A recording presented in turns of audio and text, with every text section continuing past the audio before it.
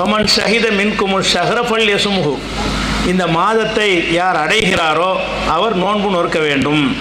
ஃபமன் கான மின்கும் மறையிலன் அவ் அலா சஃபரின், உங்களில் யாராவது நோயாளிகளாகவோ பிரயாணித்திலோ இருந்தால் இப்போ இத்தத்து மின் ஐயாமின் உகர், வேறு நாட்களில் நோற்றுக்கொள்ளுங்கள் அப்படின்னு சொல்லிவிட்டு யுரீதுல்லாஹு பிக்குமுல் யுஸ்ர, அல்லாஹ் உங்களுக்கு லேசைத்தான் நாடுகிறான், லேசானதைத்தான் நாடுகிறான்.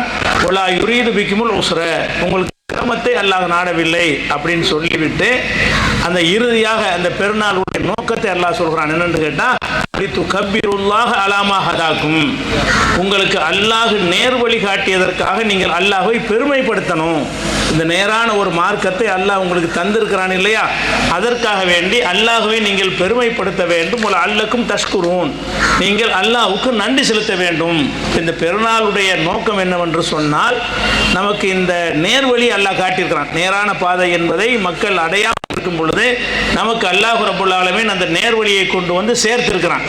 அதற்காக வேண்டி நீங்கள் நன்றி செலுத்த வேண்டும். அப்போ அல்லாஹ்வுக்கு நன்றி செலுத்துவது எதுக்கு? இந்த பெருநாளை தந்ததற்காக, இந்த நேர்வழியை தந்ததற்காக பெருமைப்படுத்த வேண்டும் என்று சொல்கிறான். அப்போ நேர்வழியை தந்ததற்காக ஏன் அல்லாஹ்வுக்கு நன்றி செலுத்த வேண்டும் என்று சொன்னால், இந்த இஸ்லாம் மார்க்கம் உலக மக்களுக்கு கிடைச்சிச்சு இல்லையா, அதுவே ஒரு அதிசயமான முறையில் தான் நபிகள் நாயகம் ஸல்லல்லாஹு அலைஹி வஸல்லம் காலத்திலிருந்து இன்னைக்கு வரைக்கும் மக்களுக்கு கிடைத்து கொண்டிருக்கிறது. நபிகள் நாயகம் ஸல்லல்லாஹு அலைஹி வஸல்லம் அவர்களை அல்லாஹ் நபியாக நியமிக்கிறான், இறை தூதராக நியமிக்கிறான். நியமித்த நபிகள் நாயகம் ஸல்லல்லாஹு அலைஹி வஸல்லம் அவர்கள் தம்முடைய வாழ்நாளில் மக்காவில் மட்டும்தான் பிரச்சாரம் செஞ்சாங்க, அப்புறம் மதீனாவில் செஞ்சாங்க. இந்த மார்க்கத்தை ஊர் ஊராக கொண்டு சேர்ப்பதற்காக எந்த பயணமும் மேற்கொள்ளல. வியாபாரத்துக்கு போயிருக்கிறாங்க நபி ஆகிறதுக்கு முன்னாடி. அவங்க முழுக்க முழுக்க மக்காவில் தான் இருந்தார்கள். மக்காவை விட்டு வேறு எங்கேயுமே போனதில்லை.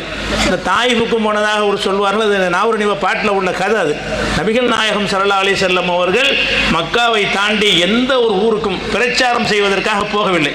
ஒரு கருத்தை நம்ம எடுத்து சொல்வதாக இருந்தால், ஒரு அரசியல் கட்சிகள் தன்னுடைய கொள்கையை கொண்டு செல்வதாக இருந்தால் ஊர் ஊராக போய் பிரச்சாரம் செய்வார்கள், ஊர் ஊராக போய் மக்களை சந்திப்பார்கள், சந்தித்து விளக்கம் சொல்லி ஆள் பிடிப்பார்கள். ஆனால் இந்த இஸ்லாம் மார்க்கத்தை அல்லாஹ் நபிகள் நாயகத்தின் மூலமாக கொடுத்து விட்டு எப்படி அந்த அரபு தீபகருக்கத்தெல்லாம் போய் சேர்க்கிறான்னு கேட்டால் அவனுடைய வல்லமையை கொண்டு சேர்க்கிறான். எல்லாம் தேடி மக்காவை நோக்கி வருகிறார்கள். நபிகள் நாயகம் ஸல்லல்லாஹு அலைஹி வஸல்லம் அவர்கள் இப்படி ஒரு மார்க்கத்தை கொண்டு வந்திருக்கிறாங்க, அவங்க தன்னை இறை தூதர் என்று சொல்கிறார்கள், இன்னென்ன கொள்கைகளை சொல்கிறார்கள் என்கிற அந்த செய்தி மக்காவை கடந்து அரபு தீபகற்பு முழுவதும் போய் சென்றடைகிறது.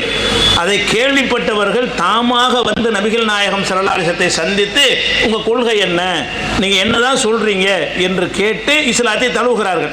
அப்போ வெளியில் உள்ள மக்கள் அவங்கள தேடி வந்துதான் இஸ்லாத்தை தழுவினார்களே தவிர இந்த மார்க்கத்தை ஒவ்வொரு ஊராக போய் அரபு தீபகற்பத்தில் என்னென்ன ஊர் இருக்குதோ அங்கெல்லாம் போய் நபிகள் நாயகம் ஸல்லல்லாஹு அலைஹி வஸல்லம் பிரச்சாரம் செய்யலை. ஒரு பிரச்சாரத்துக்கே மேற்கொள்ளாமல் அந்த மதீனாவுக்கு போன பிறகும் பிரச்சாரத்துக்கு எங்கேயும் போல போருக்கு போயிருக்கிறாங்க. நபிகள் நாயகம் ஸல்லல்லாஹு அலைஹி வஸல்லம் அவர்கள் மக்காவில் இருந்த காலத்திலும் சரி, மதீனாவில் இருந்த காலத்திலும் சரி, ஒவ்வொரு பகுதியாக சென்று இஸ்லாத்தை பிரச்சாரம் செய்து இந்த மாதிரி கூட்டம் போட்டு அல்லது தனிநபர் சந்திப்புகளை நடத்தி இந்த மார்க்கத்தை கொண்டு சேர்த்தார்கள். ஆனால் சேர்க்கவே இல்லை. ஏன்னா இது அல்லாஹ்வுடைய வேலை. தூதரை நியமிச்சுட்டானா அந்த செய்தியை கொண்டு போய் சேர்க்கிறது அல்லாஹ்வுடைய வேலை. அல்லாஹ் பொறுப்பேற்றுக் கொண்டான். அதன் காரணமாகத்தான் நபி ஸல்லல்லாஹு அலைஹி வஸல்லம் அவர்கள் மக்காவில் இருக்கும்போது மக்களாக சந்திக்கிறார்கள். பல ஊர்களில் இருந்து மதீனாவுக்கு போன பிறகும் பல ஊர்களில் இருந்து மக்கள் சந்திக்கிறார்கள். அப்போ இந்த நேர்வழி எப்படி கிடைக்குதுன்னு கேட்டால், அதற்காக எந்த மெஷினரி ஒர்க்கும் பண்ணாமல், ஊர் ஊராக ஒரு பிரச்சாரம் பண்ணாமல், அவங்க இடத்துல அவங்க உட்கார்ந்து கொண்டிருக்கிறார்கள். அந்த மெசேஜ் காட்டு தீயாக போய் கொண்டு இருக்கிறது. அதன் அடிப்படையில் தான் நபிகள் நாயகம் ஸல்லல்லாஹு அலைஹி வஸல்லம் அவங்கள்ட்ட இஸ்லாத்தை தழுவக்கூடியவர்கள் அதிகமானார்கள். அப்போ இது அதிசயமான விஷயம் தானே. எந்த ஒரு இயக்கமாவது எந்த ஒரு கொள்கையாவது பிரச்சாரம் பண்ணாமல் போய் சென்றடையுமா?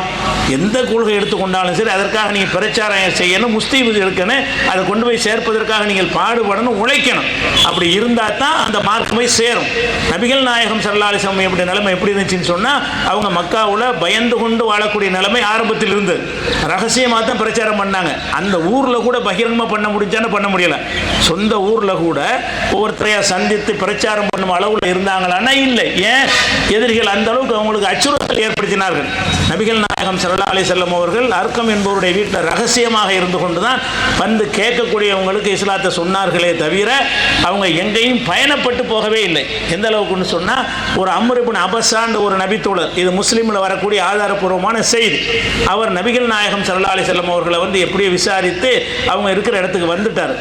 வந்து என்ன செய்கிறாருன்னு கேட்டால், நீங்கள் என்ன கொள்கையை சொல்கிறீங்க? அவர் மக்காக்காரர் இல்லை, எங்கேயோ உள்ள வெளியூர்லேருந்து வந்தவர். அவர் கேட்குறாரு, உங்கள் கொள்கை என்ன? நபி ஸல்லல்லாஹு அலைஹி வஸல்லம் அவர்கள் தன்னுடைய கொள்கையை சொல்கிறார்கள். சொன்ன பிறகு நான் இதை போய் நான் ஊரில் டிக்ளேர் பண்ண போகிறேன், நான் இந்த மார்க்கத்தை ஏற்றுக்கிறேன்னு சொன்னோன்னே, அவசரப்படாத, என்னையை படுத்துகிற பாடு உனக்கு தெரிகிறது, நீ ஊரில் போய் சொன்னாயானால் உன்னையே அதிகமான பாடுபடுத்துவார்கள், இப்போதைக்கு நீ மறைத்து வைத்துக்கொள், பிறகு வந்து என்னுடைய கை ஓங்கிவிடும், அந்த செய்தி நீ கேள்விப்படுவாய், அப்போது நீ வா என்று சொல்கிறார்கள். இப்போ எந்த நிலையில் இருந்தது மார்க்கம்? மக்களுக்கு பரவலாக பிரச்சாரம் பண்ணக்கூடிய நிலைமை இருக்கவில்லை. எப்படி இது போய் சேர்ந்துச்சு? அடுத்தவர்கிட்ட சொல்ல முடியலை, மறைஞ்சு வாழ வேண்டி இருக்கிறது, சொந்த ஊரை தாண்டி வெளியூருக்கு போகவே இல்லை. அவங்க போகலையே தவிர இஸ்லாம் முடிச்சா இல்லையா? நபிகள் நாயகம் தான் எங்கேயும் போகவில்லை. அவங்க கொண்டு வந்த இஸ்லாம் வந்து எல்லா பக்கத்துக்கும் போய் சேர்ந்துச்சு. இதை நம்ம பார்க்குறோம். இப்போ நபிகள் நாயகம் ஸல்லல்லாஹு அலைஹி வஸல்லம் காலத்தில் இருந்து அதுக்கு பிறகு நம்முடைய அப்பன் பாட்டன்மார்கள் இஸ்லாத்துக்கு வந்தார்கள். இஸ்லாத்தில் வந்ததற்காக இங்கே யார் வேலை செஞ்சா? இஸ்லாத்தில் உங்கள் அப்பன் பாட்டன்மார்களும் முப்பாட்டன்மார்கள்லாம் முஸ்லீமாக இருந்தவங்க இல்லை தானே? நம்முடைய அப்பன் பாட்டன்மார்கள்லாம் 3 தலைமுறைக்கு முன்னாடி 4 தலைமுறைக்கு முன்னாடி வேறு மதத்தில் இருந்தவர்கள் தான். அவர்கள் எப்படி இஸ்லாத்தை தழுவினார்கள்? அதற்கு யார் பாடுபட்டா? அதுக்கு யார் மிஷனரி ஒர்க்கு பார்த்தா? அதுக்கு யார் உழைத்தா? யாருமே பண்ணலை. வியாபாரிகளை வந்தாங்க, அவங்களுடைய வாழ்க்கையை பார்த்தாங்க, அதுவாக மக்களை போய் சென்றடைஞ்சே தவிர இஸ்லாத்தில் சேர்ப்பதற்காக வேண்டி ஒர்க் பண்ணக்கூடிய யாராக இருந்தாங்களா? இல்லை. அப்போ யாருமே எந்த ஒரு தாவாவும் பண்ணாத நிலையில் கூட நம்முடைய முப்பாட்டன்மார்கள் அப்பன்மார்கள்லாம் என்ன செஞ்சுருக்காங்க? இந்த மார்க்கத்தை ஏற்றிருக்கிறார்கள். அப்போ ஏற்றாருன்னா என்ன அர்த்தம்? அல்லாஹ் வந்து இந்த நேர்வழியை வந்து அவனாக கொண்டு போய் சேர்க்குறான். பேர் ஃபார்மாலிட்டிக்கு தான் அல்லாஹ்வுடைய ரசூல்னு அனுப்பி வச்சிருக்கானே தவிர அந்த மார்க்கத்தை கொண்டு சேர்க்கிற வேலையை வந்து அவன் பொறுப்பேற்று கொண்டான். அதன் காரணமாகத்தான் நம்முடைய அப்பன் முப்பாட்டன்மார்கள் காலத்தில் இஸ்லாத்தை தழுவினார்கள். அவர்கள் இஸ்லாத்தை தழுவுவதற்காக இந்த மாதிரி பிரச்சார கூட்டம் நடந்துச்சா? பப்ளிக் மீட்டிங் நடத்தினாங்களா? அல்லது இஸ்லாத்தை தழுவுவதற்குன்னு ஒரு சென்டர் அமைத்து கொண்டு அது மாதிரியான ஒர்க் ஏதாவது நடந்துச்சா? ஒரு 50 வருஷத்துக்கு முன்னாடி, 100 வருஷத்துக்கு முன்னாடி, ஒரு 200 வருஷத்துக்கு முன்னாடி நடந்துச்சா? இல்லவே இல்லை. இன்னும் சொல்ல போனால் நபிகள் நாயகம் ஸல்லல்லாஹு அலைஹி வஸல்லம் வாழ்ந்த காலத்திலேயே இந்தியாவிலிருந்து ஒருத்தர் வந்து இஸ்லாத்தை தழுவுறார். இந்தியாவில் இந்த கேரளாவில் இருந்த சேரமான் பெருமாள் என்பவர் வந்து இப்படி ஒருத்தர் வந்திருக்காரா என்று கேள்விப்பட்டு அவர் நபிகள் நாயகம் ஸல்லல்லாஹு அலைஹி வஸல்லத்தை ஏற்றுக்கொண்டு அவங்களை சந்திப்பதற்காக வர்ற நேரத்தில் தான் வழியில் இறந்து விடுகிறார். அவருடைய மந்திரிகளாக இருந்தவர்கள் திரும்பி போய் இன்னைக்கு கேரளாவில் ஒரு பள்ளிவாசல் கட்டுறாங்க. நபிகள் நாயகம் அங்கே மக்காவில் இருக்கும் பொழுது இந்தியாவில் பள்ளிவாசல் கட்டியாச்சு. அதை யார் வந்து சேர்த்தா? யார் அதை சொல்லிக் கொடுத்தா? அல்லாஹ் கொண்டே சேர்க்கிறான். இந்த அற்புதம் என்னன்னு கேட்டால், இந்த மார்க்கத்தை சொல்வதற்காக வேண்டி எந்த ஒரு உழைப்பும் செய்யாத ஒரு காலத்திலேயே நபிகள் நாயகம் ஸல்லல்லாஹு அலைஹி வஸல்லம் அவர்கள் மக்காவில் பிரச்சாரம் பண்ணுகிறார்கள். இந்தியாவில் ஒரு மன்னர் ஏற்றுக்கொள்கிறார். அவர் அதை சொல்வதற்கு யாரையும் தூது அனுப்பவே இல்லை. சில மன்னர்கள் கடிதம் அனுப்பினார்கள், அவ்வளோதானே தவிர அதில் இந்த மன்னருக்கு கடிதம் அனுப்பினதாக ஆதாரம் இல்லை. அப்படி இருந்தும் கூட என்ன செய்யுதுன்னா, அந்த மார்க்கம் வந்து தானாக போய் சேர்கிறது. இந்தியா முதல்ல கட்டப்பட்ட பள்ளிவாசல் இந்தியாவில் அந்த கொடுங்காலூருங்கிற ஊரில் இன்றைக்கும் இருக்கிறது. அந்த மன்னர் பேரில் கட்டப்பட்ட ஒரு பள்ளிவாசல். அவர் போகிற வழியில் இறந்தவர் மரணித்த பிறகு ஓமனில் சலாலாங்கிற ஊரில் அந்த மன்னர் வந்து அடக்கம் செய்யப்பட்டிருக்கிறார். இந்த கடலில் போகும்போது போகிற வழியில் இறந்துருக்கிறாரு. இறந்த உடனே அவரை வந்து ஓமன் நாடு இருக்கு இல்லையா, அந்த நாட்டில் சலாலாங்கிற ஊரில் இன்றைக்கும் அவருடைய அடக்கஸ்தலம் இருக்குது. அப்போ இதெல்லாம் எதை காட்டுதுன்னு கேட்டு அல்லாஹ் வந்து அவன் ஏற்றுக்கொண்டான், அவன் பொறுப்பேற்றுக் கொண்டிருக்கிற காட்சியை பார்க்கணும். அதனால தான் இன்றைக்கி உலகத்தில் முஸ்லீம் மக்கள் வந்து 220 கோடி பேர் இருக்கணும். இன்றைக்கி வந்து 800 கோடி மக்களில் முஸ்லீம்களுடைய எண்ணிக்கை எவ்வளவு? இந்த 220 கோடி பேர் இருக்கிறோம். இந்த 220 கோடி பேருக்கு ஒரு கொள்கையை சேர்க்கிற சாதாரண விஷயமா? யார் போய் சேர்த்தா? மேற்கத்திய நாடுகளில் இஸ்லாத்துக்கு எதிரான அம்புட்டு பிரச்சாரம் பண்ணுறாங்க. மேற்கத்திய நாடுகளுக்கு போனீங்கன்னா இஸ்லாத்தை பயங்கரவாதிங்கிறான், தீவிரவாதிங்கிறான், பெண்களை கொடுமைப்படுத்துதுங்கிறான். அப்போ பொய்யாக இந்த சமுதாயத்துக்கு எதிராக நபிகள் நாயகத்தை பற்றி அவதூற பரப்புகிறான். அப்போ இஸ்லாத்தை எல்லாரும் வெறுக்கிற அளவுக்கு அவங்க வேலைகள் செய்து கொண்டிருக்கிறார்கள். அந்த மேற்கத்திய நாடுகளிலேயே தாறுமாறாக அது வளர்ந்துக்கிட்டு இருக்குது. இஸ்லாம் இப்படி எந்த நாடுகளில் வந்து இஸ்லாத்தை வந்து கொச்சைப்படுத்துகிறானோ, இஸ்லாத்தை கேவலப்படுத்துகிறானோ, பொய்யான குற்றச்சாட்டுகளை சொல்லி மக்கள் வெறுக்கக்கூடிய நிலைமையை ஏற்படுத்துகிறானோ, அந்த நாடுகளில் எல்லாம் இஸ்லாம் வந்து தாறுமாறாக பரவி கொண்டிருக்கிறது. 2050 ஆண்டு வரும் பொழுது ஐரோப்பிய நாடுகளில் முஸ்லீம்கள் மெஜாரிட்டி ஆவார்கள். ஐரோப்பாவில் உள்ள நாடுகளில் எல்லாம் பாதிக்கு மேலே முஸ்லீம்கள் வந்து விடுவார்கள் என்ற அளவுக்கு இஸ்லாமிய வளர்ச்சி தாறுமாறாக இருக்கிறது. இதுக்கு நம்ம என்ன உழைச்சோம்? நம்ம என்ன பாடுபட்டோம்?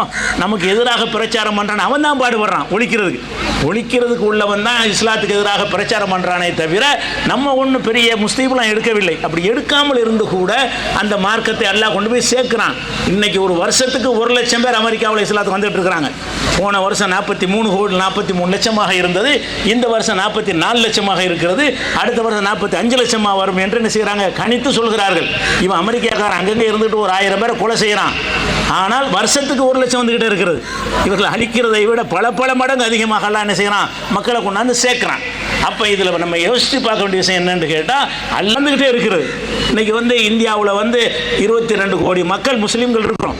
22 கோடி மக்கள் எப்படி வந்தாங்க? 22 கோடி பேர் வருவதற்கு நீங்கள் செஞ்ச உழைப்பு என்ன? உங்களுடைய பதவி இருக்கிறோம் அப்படின்னு உங்களுக்கு வேலை இருக்குதா? இஸ்லாத்துக்கு வந்தால் உங்களுக்கு இலவச மருத்துவம் தர்றோம், இஸ்லாத்துக்கு வந்தால் உங்களுக்கு விசா தருகிறோம், இஸ்லாத்துக்கு வந்தால் உங்களுக்கு வேலை வாய்ப்பு தருகிறோம், இஸ்லாத்துக்கு வந்தால் தொழில் வைக்க கடன் தர்றோம். அப்படி ஏதாவது இருக்கா? அப்படி செய்யக்கூடிய அமைப்புகள் இந்தியாவில் எங்கேயாவது இருக்குதா? அல்லது கோடி பணத்தை கொடுத்துருக்கான அரபு நாடுகளில் அவனோலாவது இந்த மாதிரி மிஷினை கொடுத்துக்கிட்டு வேலை செய்கிறானுங்களா? பள்ளிவாச கட்டுற கொடுப்பானுங்க. இந்த மாதிரி இஸ்லாத்தை கொண்டு சேர்ப்பதற்கு ஏதாவது கொடுக்குறானா? இல்லை. அப்போ எந்த ஒரு ஒர்க்குமே செய்யாமல் வெறுப்பு தான் விதைக்கப்பட்டிருக்கிற நேரத்தில் இந்த எல்லாம் கொண்டு சேர்த்து உங்களுக்கு நேர்வழியை காட்டுறான். இதுதான் சரியான மார்க்கம். ஒரே ஒரு இறைவனை வணங்குவதுதான் சரியான மார்க்கம். கண்டதையும் கடவுளாக நினைத்து வணங்குவது சரியான மார்க்கம் இல்லை அப்படிங்கிற செய்தி உங்களுக்கு வந்து சேர்ந்துச்சா இல்லையா? சேர்த்தது அல்லாஹ். யாரும் எந்த ஆலிமோ, எந்த அறிஞரோ, எந்த ஜமாத்தோ, எந்த இயக்கமோ, எந்த ட்ரஸ்ட்டோ உங்களுக்கு அந்த கொண்டாந்து சேர்க்கவில்லை. அல்லாஹ் கொண்டு வந்து சேர்த்துருக்கிறான். அப்போ இந்த மார்க்கத்தை கொண்டு வந்து சேர்க்கிற பொறுப்பை அல்லாஹ் சுமந்திருக்கிறான். அதனால தான் அல்ல நன்றி செலுத்துறான். உனக்கு இது இஸ்லாத்துக்கு வர்றதுக்கு ஏதாவது ஒரு முகாம் உனக்கு ஏதாவது வேலை செஞ்சாங்களாப்பா, ஏதாவது பாடுபட்டாங்களா? நான் தானே உனக்கு சேர்த்துருக்கிறேன். அல்லாஹ் என்ன செய்யறான்னு மனசில் கொண்டு உங்களுக்கு இறக்குறான். இதுதான் சரியான மார்க்கம்ங்கிறத நீ பேருக்கு முஸ்லீம் இருக்கிறீங்க, அவன் இஸ்லாத்தில் வருவதற்கு உங்களை அறிந்து கொள்வதற்கு உங்களை கருவியாகி கொண்டானே தவிர அவனை இஸ்லாத்தில் கொண்டு சேர்த்தது எது? நீங்கள் இல்லை, உங்களுடைய செயல்பாடுகள் இல்லை. அல்லாஹ் வந்து அந்த மார்க்கம் சரியான மார்க்கம் என்கிற கருத்தை ஒருத்தனுடைய உள்ளத்தில் அவனாக விதைக்கிறான். நீங்கள் இவ்வளவு கெட்டவனுக்கு நிகரான ஒரு கொள்கை உலகத்தில் கிடையாது. ஒரே ஒரு படைத்தவனை மட்டும் வணங்குதல்ங்கிற சாதாரண கொள்கை இல்லை. பெரிய பெரிய பண்டிதர்களாக இருக்கிறவர்கள் கூட கடவுள் யாருன்னு தெரியல. இதை கடவுளுங்கிறான், அதை கடவுளுங்கிறான், இதை கடவுளுங்கிறான், புரிய மாட்டேங்குது அவர்களுக்கு. ஆனால் உங்களுக்கு என்ன செய்யறது? இறைவன்னா நம்மளை படைச்சவன் தான் இறைவனாக இருக்கணும், நாம படைத்தது இறைவனாக இருக்கக்கூடாதுங்கிற அந்த அறிவு உங்களுக்கு கிடைச்சிருக்கா இல்லையா? இது யாருக்கு நான் தந்தா? அல்லதானே தந்திருக்கிறான். அப்போ அல்லாஹ் ரப்புல் ஆலமீன் வந்து உங்களுக்கு அற்புதமான ஒரு வழியை வந்து அவனுடைய பேருளை கொண்டு உங்கள்கிட்ட கொண்டாந்து சேர்த்துருக்கிறான். அதனால நீங்கள் அல்லாஹ்வை அதிகம் பெருமைப்படுத்துங்க. இந்த தொழுகை முடிந்து விட்டது. பெருநாள் தினத்தில் உங்களுடைய துவாக்கள் ஏற்றுக்கொள்ளப்படும் ரசூலுல்லாஹ் சொல்லியிருக்கிறாங்க. அன்றைய தினத்தில் நீங்கள் உங்களுடைய தாவத்தல் முஸ்லீம்களுடைய பிரார்த்தனையில் எல்லாரும் பங்கெடுங்கள் என்றெல்லாம் சொல்லியிருக்கிற காரணத்தினால் இதற்கு பிறகு என்ன வெயிலாக வேறு இருக்குது, இதற்கு பிறகு நீங்கள் வந்து கலைந்து செல்லாமல் இன்றைக்கி இருக்கிற நாட்டு நடப்பு, உலக நடப்பு, உலகம் பூரா முஸ்லீம்களுக்கு உள்ள அச்சுறுத்தல்லாம் இருக்குது, ஆபத்தில் இருக்கிறாங்க. அவங்களுக்கு உதவி செய்யுமாறு, இஸ்லாத்தை அழிப்பதற்கு பாடுபடக்கூடிய தீய சக்திகளுக்கு கடுமையான தண்டனை அல்லாஹ் கொடுக்குமாறு நீங்கள் என்ன செய்யுங்க? உங்களுக்கு துவா செய்யுங்க. உங்களுடைய சொந்த தேவைகளுக்கு துவா செய்யுங்கள். அல்லாஹ் ரப்புல் ஆலமீன் உங்களுடைய ஏற்றுக்கொள்ளக்கூடிய ஒரு சிறந்த நாள் இருக்கிறது.